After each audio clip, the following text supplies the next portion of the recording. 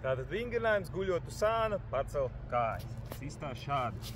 Apguļos uz sāniņa, apakšējā roka taisna, atbalstu galvu uz rociņas, otra roka priekšā, balansam, apakšējā kāja nedaudz saliekta, lai arī būtu balansiņš, jā?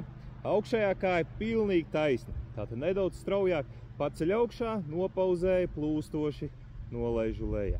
Paceļu, nopauzēju, plūstoši, nolaižu lejā.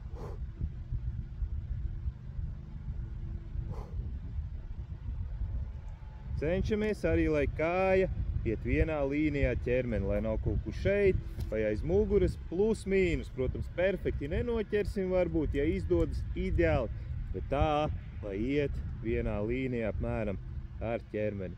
Izdaram noteikto reižu skaitu ar vienu kāju, tieši tas pats ar otru, pagriežos, ieņem tādu pašu pozīciju un izpildam noteikto reižu skaitu ar otru kāju.